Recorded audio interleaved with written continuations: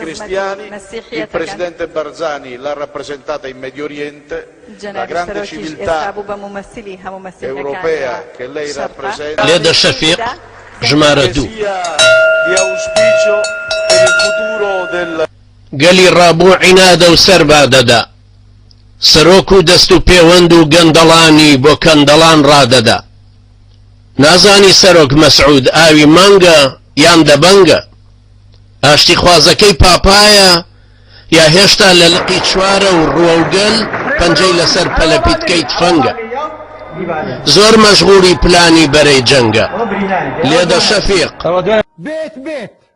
دار دار زنگا زنگا بيت بيت دار دار زنگا زنگا سروك تيموري لنگا ام سروكا پروكا گر لخوما بولا الروما خلاتي اشتي خوازي بو چي زنگا al presidente Barzani che sia di auspicio per il futuro del ام سروكا ديد ليلو بيرنازوكا چي پيننگا هزي شرا برامبر خواستكاني قال كاسو كرا ليدا شفيق بيت بيت دار دار زنگا زنگا سروك تيموري لنگا ام سروك بينازا وك برازا كتشيل الروم وك جيلي دوم كلاويان كردو تسرو باندازا اشتي خوازا بابا دلي سروكي جير ساي منو زنگي كلا ساوتيشكي موم برورة جي صلاح الدين هزار جاريش خوشي لخوم ليدا شفيق بيت بيت دار دار زنگا زنگا سروك للقي چوارو رووگل پنجي لسر پلپيت كيت فنگا سروكي ميليشيايي والقاواني شايي كچي هشتا وادا زاني سر چوبيا لاي اوا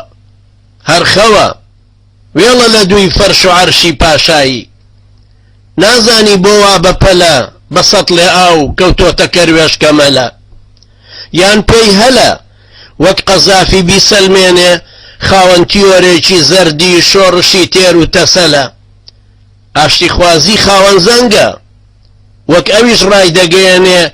بيت بيت دار دار زنگا زنگا ليدا شفيق سروك تيموري لنگا سروكي تزويري قل ارحل سروكي تزويري قل ارحل وك مبارك لبندستي وك قذافي لبنبستي رازي بكوتا هل بتنها حل ارحل حزب دزگاه هلوشينا دو فرميسكيش بو ميجوي بارزانيا كان هلورينا شفيق جانتوش ليدا ليدا بو جواميركاني سرا بو سپيدا ئایا دەتەوێت ببیت بە یەکێک لە خوێندکارەکانی مامۆستاکرێکار زانکۆی ئازادی دیڕاساتی ئیسلامی زادی بۆ خوێندنی زانستی شەرعی